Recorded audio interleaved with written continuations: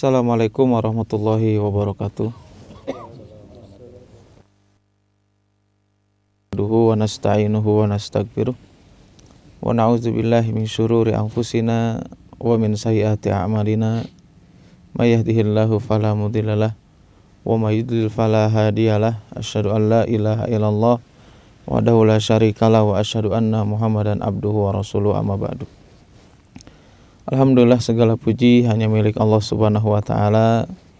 Salawat dan salam tidak lupa senantiasa kita curahkan kepada Nabi kita Nabi sallallahu alaihi wasallam beserta kepada keluarganya, sahabatnya, tabi'in, tabi'ut tabi'in, dan kepada para pengikutnya yang senantiasa istiqomah berpegang teguh di atas sunnahnya Nabi Muhammad sallallahu alaihi wasallam hingga akhir zaman. Alhamdulillah, atas izin Allah Subhanahu wa taala, kita pada pagi hari yang indah ini ya, di tempat yang sejuk ini, alhamdulillah kita masih diberikan kesempatan oleh Allah Subhanahu wa taala, masih bisa diberikan kesempatan oleh Allah Subhanahu wa taala untuk melakukan berbagai ketaatan kepada Allah Subhanahu wa taala di pagi ini.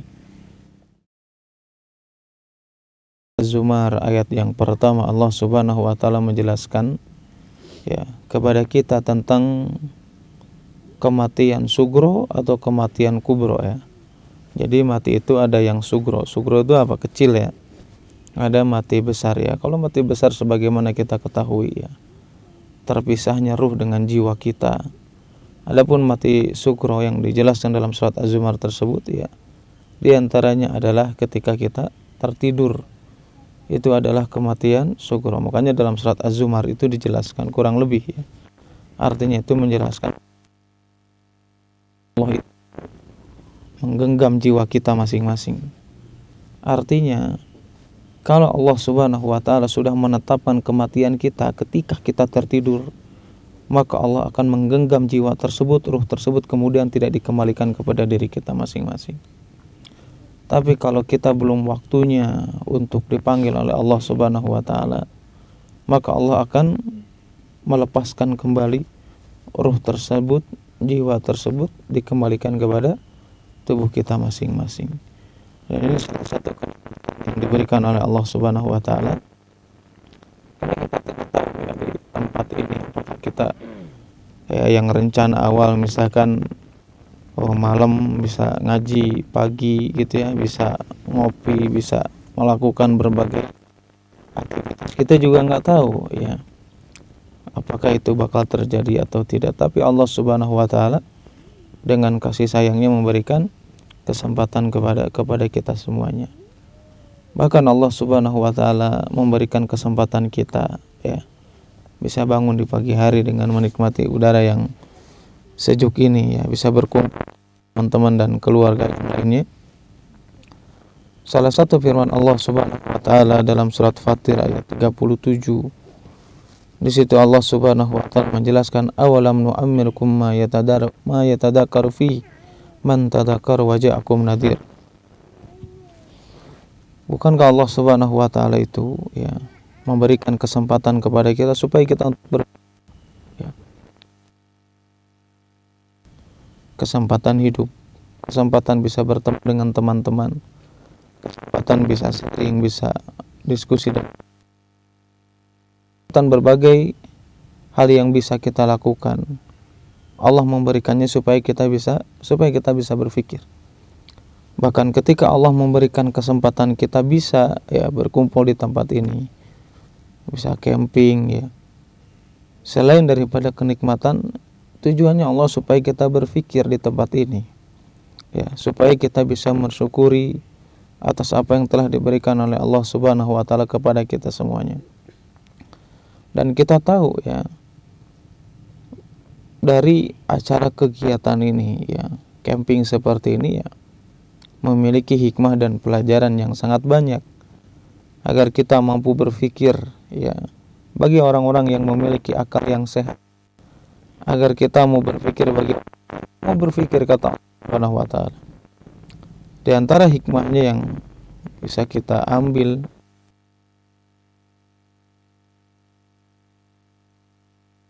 seindah ini, sesejuk udara yang kita hirup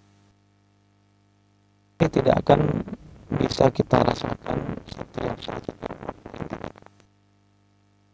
tempat ini, ya. Senyaman tenda, tidur, senyenyak, tetap ya, seenak apapun kita di tempat ini, kita juga akan meninggalkan. Ya, selama-lamanya camping ya, pasti kita juga akan balik ke rumah kita kan. Nah, ini filosofi yang atau hikmah yang bisa kita ambil terkait dengan kehidupan kita. Makanya ya, ada istilah tadabbur alam dan yang lainnya. Sekedar melihat saja. Ya, kalau kita cuma melihat, ya itu bukan tadabbur namanya. Kalau tadabbur itu melihat, menikmati, merasakan, ya, mengambil pelajaran. Nah, itu tadabbur. Artinya, ya, kita di tempat ini yang harus kita lakukan, yang wajib kita tadabburi adalah bahwasanya kita itu tidak akan selamanya hidup. Ya, meskipun kita bisa menikmati berbagai keindahan yang kita rasakan saat ini. Karena kita nggak pernah tahu, ya, bisa jadi ini camping terakhir, kita juga nggak tahu, ya. Makanya dalam surat Luqman Allah Subhanahu wa taala menjelaskan, ya, ayat 34 secara jelas kepada kita, wa ma tadri nafsun madza taksibu goda wa ma tadri nafsun bi ayyi ardin tamut. Kata Allah Subhanahu wa taala, kalian itu tidak pernah tahu, ya, besok itu apa yang akan kalian lakukan. Kita nggak pernah tahu kita bisa camping lagi atau enggak. Dan kita juga nggak pernah tahu, ya, pulang dari sini bisa sampai ke rumah atau tidak, kita nggak pernah tahu. Ya, bisa ketemu sama keluarga lagi, kita juga nggak tahu. Wa ma tadri nafsun madza taksibu goda. Kalian nggak pernah tahu apa yang akan kalian lakukan. Wa ma tadri nafsun bi ayyi ardin tamut. Dan kalian tidak akan pernah tahu kapan kita akan diambil nyawanya oleh Allah Subhanahu wa ta'ala. Kita nggak pernah tahu. Ya, makanya hal yang perlu kita syukuri, ya, banyak pelajaran dari kegiatan kita hari ini, ya, mulai camping, mulai bangun tidur, mulai bisa makan bersama, ya, bisa sharing dengan teman-teman yang lain, ya. Allah Subhanahu wa ta'ala menakdir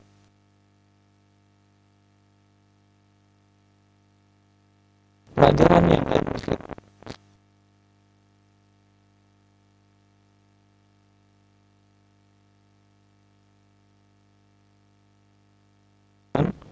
amalan kita masing-masing, ya. Ini harus kita,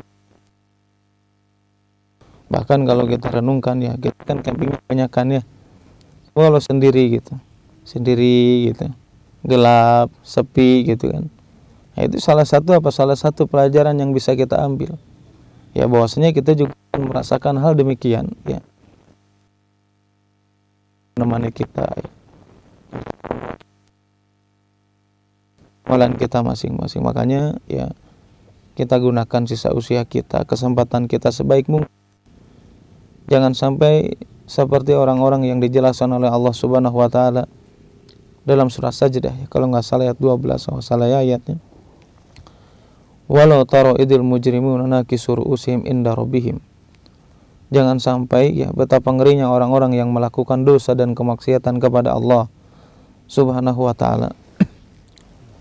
Mereka ketika di hadapan Allah Subhanahu wa taala menundukkan kepalanya, ya, menundukkan pandangannya. Rabbana absarna wa sami'na farji'na na'mal salihan inna kunna muqinun. Jangan sampai hari-hari ini nggak pernah kita gunakan untuk kebaikan kepada Allah, cuman kita menggunakannya untuk bermaksiat kepada Allah. Akhirnya ketika kita menundukkan kepala kita, mata kita di hadapan Allah Subhanahu wa taala, dia mengatakan apa? Rabbana absarna, ya Allah, sesungguhnya aku bisa melihat. Wa sami'na, aku bisa mendengar. Aku bisa melihat kebaikan atau bisa mendengar apapun yang dijelaskan oleh Allah Subhanahu wa taala Rasulnya. Farji'na na'mal salihan. Kembalikan aku wahai Rabbku, aku ingin melakukan amalan saleh. Ini penyesalan orang-orang yang ketika dipanggil di hadapan Allah dengan berbagai dosa dan kemaksiatan yang dia lakukan, dia mampu melakukan, dia tidak menggunakan kesempatan itu. Makanya Imam Ibnu Qayyim rahimahullah ta'ala menjelaskan dalam kitab Al-Fawaid Beliau menjelaskan kepada kita ketika kita diberikan waktu, ya kurang lebih maknanya seperti itu. Ketika orang itu diberikan waktu oleh Allah Subhanahu wa taala, ya, kalau kita ya tidak memanfaatkan waktu tersebut, maka kita akan gunakan waktu tersebut untuk bermaksiat kepada Allah Subhanahu wa taala. Jadi waktu yang diberikan kepada kita, kalau kita nggak digunakan sebaik mungkin, kalau kita tidak digunakan untuk mendekatkan diri kepada Allah, berarti kita akan menggunakannya untuk bermaksiat. Ya, makanya saya sering mengingatkan kepada teman-teman, ya. Di antaranya juga sama perkataan Imam Ibnu Qayyim rahimahullah taala. Beliau menjelaskan kepada kita, ya, bahwasannya hal yang paling dahsyat itu apa? Yaitu adalah kehilangan waktu daripada kehilangan nyawa atau kematian. Kehilangan waktu berarti kita kehilangan kesempatan kepada Allah. Kehilangan waktu berarti hilangnya kesempatan kita untuk melakukan ketaatan kepada Allah Subhanahu wa taala. Hilang kesempatan kita untuk meraih akhiratnya Allah Subhanahu wa taala. Dan kehilangan kematian kita hanya apa? Hanya kehilangan atau terpisahnya kita dari dunia. Ya, makanya ya meskipun kita melakukan aktivitas seperti ini, ya kita tetap ya menggunakan waktu kita untuk beribadah kepada Allah Subhanahu wa taala, bertobat, beristighfar kepada Allah Subhanahu wa taala. Hasan Al-Basri rahimahullahu taala dalam kitab Jami' Al-Ulum wal Hikam, beliau menjelaskan kepada kita semuanya, aksiru, ya, bahwasanya perbanyaklah kalian untuk istighfar fi buyutikum fi mawaidikum, ya. Perbanyaklah kalian beristighfar. Kapan itu? Di rumah-rumah kalian. Bertobat kepada Allah Subhanahu wa taala. Baik itu ketika kalian di meja-meja makan kalian, artinya ketika kita makan. Wa fi aswaqikum, meskipun engkau berada di pasar-pasar kalian dengan aktivitas yang kita lakukan. Wa fi majalisikum, begitu juga di majelis kita memperbanyak bertobat karena kita nggak pernah tahu, ya, apakah bangun dari duduk ini bisa bangun dengan baik atau justru kita mungkin dipanggil oleh Allah Subhanahu wa taala. Makanya kata Hasan Al-Basri, kenapa Hasan Al-Basri ini memerintahkan kepada kita untuk senantiasa memperbanyak bertobat, beristighfar kepada Allah Subhanahu wa taala dimanapun kita berada, mau sedang makan atau di majelis, di rumah atau di tempat-tempat lainnya. Kata Hasan Al-Basri mengatakan, karena kalian itu dari kalian tidak tahu, ya, Allah wa ta'ala itu turun, kita nggak tahu. Makanya apa? Makanya kita diperintahkan istighfar dimanapun kita berada. Ini yang dijelaskan Imam Malik rahimahullahu ta'ala, ya. Di zaman Imam Malik yang muridnya ribuan, ya, yang sangat banyak ketika itu, Imam Malik itu suka mencuri waktu. Mencuri waktu maksudnya gimana? Ya, dulu karena nggak ada ya pengeras seperti ini, nggak ada speaker, nggak ada mic dan yang lain-lain. Jadi kalau Imam Malik ajar kepada murid-muridnya itu ada penyambung suara. Saking banyaknya muridnya, dan itu tidak akan ya, kalau ngomong pelan tuh nggak nyampe, kalau kencang kita mungkin tidak bisa nyampe karena saking banyaknya. Jadi kalau Imam Malik menjelaskan A, nanti ada penyambung suaranya berapa meter, Imam Malik mengatakan nyambung gitu. Nah, saking Imam Malik ini menjaga waktunya untuk beristighfar, ketika dia ngomong kemudian dilanjutkan oleh penyambung suaranya, di kesempatan itu ketika dia tidak ngomong, dia beristighfar kepada Allah Subhanahu wa taala. Karena ini begitu pentingnya, apalagi kita di waktu pagi, ya, yang kita tahu banyak keutamaan, ya, bahkan waktu pagi itu didoakan oleh Nabi Shallallahu Alaihi Wasallam, Allahumma barik li ummati fi bukuriha. Nabi Shallallahu Alaihi Wasallam menghususkan doa untuk waktu pagi. Beliau mengatakan apa? Ya Allah, berikanlah keberkahan umatku. Kapan diberikan keberkahan itu adalah di waktu pagi. Tapi para ulama menjelaskan bukan berarti waktu-waktu yang lain tidak memiliki keberkahan. Tetapi kenapa Rasulullah Shallallahu Alaihi Wasallam mengkhususkan waktu pagi? Karena waktu pagi ini identik dengan awal daripada aktivitas kita masing-masing. Ya, dan ini Nabi SAW mendoakannya keberkahan di waktu pagi. Para ulama-ulama terdahulu di antaranya Syekhul Islam Ibnu Taimiyah rahimahullahu taala, ya, beliau kalau di waktu pagi ini yang menjelaskan siapa muridnya.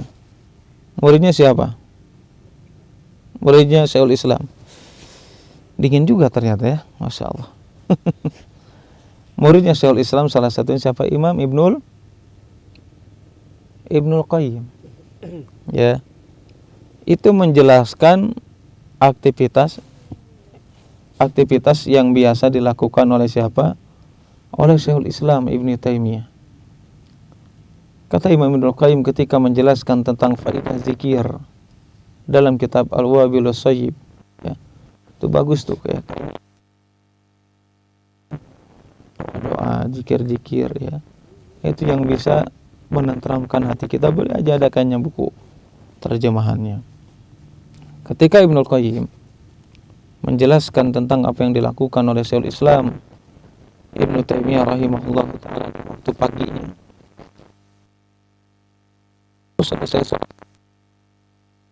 beliau senantiasa berzikir kepada Allah Subhanahu wa taala sampai di pertengahan siang. Ya, sampai di pertengahan siang. Beliau bahkan kata Ibnu Qayyim mengatakan di antara faedah zikir yang dilakukan oleh seseorang dimanapun, kapanpun itu di antara ruh dan hati kita masing-masing. Kenapa Ibnu Qayyim mengatakan demikian? Karena dia melihat gurunya. Ya, gurunya mengatakan apa bosnya? Kenapa beliau Syekhul Islam rahimahullah taala ini senantiasa berzikir ketika selesai salat subuh sampai menjelang di pertengahan hari atau siang? Beliau mengatakan kalau seandainya aku tidak melakukan zikir maka kelemahan ada pada diriku. Artinya berarti zikir ini, mau istighfar itu, mau apapun itu bisa menguatkan ruh dan hati kita masing-masing. Vitamin yang terbaik ketika hati kita rapuh, vitamin yang terbaik ketika kita galau, vitamin yang terbaik yang bisa memotivasi kita untuk bisa kembali kepada Allah Subhanahu wa taala, untuk bisa menjalankan ketaatan kepada Allah adalah berzikir kepada Allah Subhanahu wa taala. Dan ketika kita ada di tempat ini banyak hal yang bisa kita ingat untuk mendekatkan diri kepada Allah. Ya, dari melihat ciptaan Allah. Afwan ya.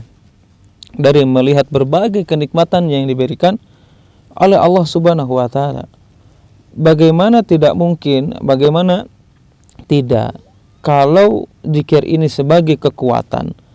Bahkan kata Imam Ibnul Qayyim rahimahullahu taala, zikir ketika kita ingat Allah Subhanahu wa taala dimanapun kita berada, itu di antara pintu yang kunci untuk membuka pintu kebaikan yang lainnya.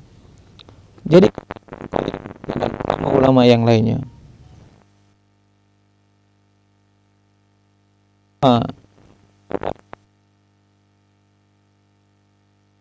dia memiliki kunci pembuka pintu kebaikan. Dan kalau ada seseorang yang dia sulit untuk berzikir, sulit untuk mengingat Allah Subhanahu wa taala, berarti dia hanya sekedar berada di depan pintu kebaikan, nggak bisa membukanya. Berarti apa? Dengan zikir kita bisa membuka pintu kebaikan itu untuk melakukan kebaikan. Bisa jadi selama ini kita bermalas-malasan untuk mendekatkan diri kepada Allah karena kita nggak pernah ingat kepada Allah. Kita nggak pernah ingat dengan pahala yang disediakan oleh Allah. Kita nggak pernah ingat dengan nerakanya Allah Subhanahu wa taala. Ya, kita memperbanyak berzikir. Makanya tadi Hasan Al-Basri mengatakan salah satunya berzikir di situ adalah beristighfar. Karena kita nggak tahu ya kapan ampunan Allah Subhanahu wa taala datang kepada diri kita masing-masing. Dalam sebuah hadis Nabi sallallahu alaihi wasallam di situ dijelaskan, ya ibadi innakum tukhti'una bil-laili wan-nahar. Ya, wahai hambaku, Allah Subhanahu wa taala mengatakan itu apa? Wahai hambaku dalam hadis tersebut, sesungguhnya kalian ini adalah orang-orang yang melakukan dosa dan kemaksiatan bil-laili wan-nahar. baik siang ataupun malam kita senantiasa melakukan dosa dan kemaksiatan. Wa ana aghfiru dzunuba jami'a, kata Allah Subhanahu wa taala. Dan aku ini adalah yang senantiasa menghapuskan dosa-dosa kalian seluruhnya, enggak peduli dengan dosa kalian. Fastaghfiruni aghfir lakum. Maka engkau memintalah ampunan kepada Allah, maka aku akan mengampuni dosa-dosa kalian. Yang kita lakukan hari ini ya, dengan berbagai kegiatan dan aktivitas ya, dan kita senantiasa dihiasinya dengan ketaatan kepada Allah, berzikir, bertobat kepada Allah. Mudah-mudahan apa yang kita lakukan ini salah satu Allah Subhanahu wa taala menurunkan ampunannya kepada kita masing-masing, sehingga ketika kita pulang dari tempat ini ya, meninggalkan tempat ini atau meninggalkan dunia ini, kita berhadapan atau di hadapan Allah Subhanahu wa taala menjadi pribadi yang sudah diberikan oleh Allah Subhanahu wa taala dari dosa dan kemaksiatan yang kita lakukan. Ini mungkin nasihat di pagi ini ya. Mudah-mudahan apa yang kita dapatkan hari ini bisa menjadi motivasi kita untuk senantiasa bersemangat lagi beribadah kepada Allah, bersemangat lagi mengenal Allah Subhanahu wa taala. Kalau kita sudah tidak ada memiliki semangat ya untuk menjadi pribadi yang lebih baik, untuk mengenal Allah Subhanahu wa taala, berarti di samping itu juga kita tidak memiliki semangat untuk memperbaiki diri kita masing-masing. Ya, karena salah satu cara agar kita betul-betul bersemangat untuk beribadah kepada Allah sebagaimana yang kita ketahui ya, yang para ulama menjelaskan, yang mendorong kita bersemangat untuk beribadah adalah ketika kita mengenal Allah wa ta'ala dengan tepat. Ini salah satu mengenal Allah atau cara mengenal Allah Subhanahu wa ta'ala, melihat dengan berbagai ciptaan Allah Subhanahu wa ta'ala. Kalau kita mengenal Allah dengan baik, maka tidak ada kata malas untuk beribadah kepada Allah. Kalau kita mengenal Allah Subhanahu wa ta'ala dengan baik, maka tidak ada kata kita malas untuk melaksanakan berbagai ketaatan kepada Allah. Karena kalau kita mengenal Allah Subhanahu wa ta'ala dengan baik, akan muncul rasa takut kepada Allah, yang itulah di antara benteng yang akan menjadikan kita terhindar dari berbagai kemaksiatan kepada Allah Subhanahu wa ta'ala. Jadi intinya, orang itu kalau dia tidak mengenal Allah, wajar kalau dia malas-malasan beribadah. Tapi kalau dia mengenal Allah Subhanahu wa ta'ala, itu motor penggerak yang paling utama kita senantiasa bersemangat melakukan berbagai ketaatan kepada Allah Subhanahu wa ta'ala. Wallahu a'lam bishawab ya. Mudah-mudahan yang singkat ini bermanfaat, khususnya bagi saya pribadi, umumnya bagi teman-teman sekalian dan bapak-bapak dan ibu-ibu sekalian. Ya, mudah-mudahan kita senantiasa diberikan kesehatan oleh Allah Subhanahu wa ta'ala, dan mudah-mudahan kita bisa melaksanakan ya berbagai kegiatan atau kegiatan seperti ini bisa senantiasa kita laksanakan ya, dan mudah-mudahan Allah Subhanahu wa ta'ala memberikan kemudahan kepada kita masing-masing. Subhanakallahumma wa bihamdika asyhadu an la ilaha illa anta astaghfiruka wa atubu ilaik. Assalamualaikum warahmatullahi wabarakatuh.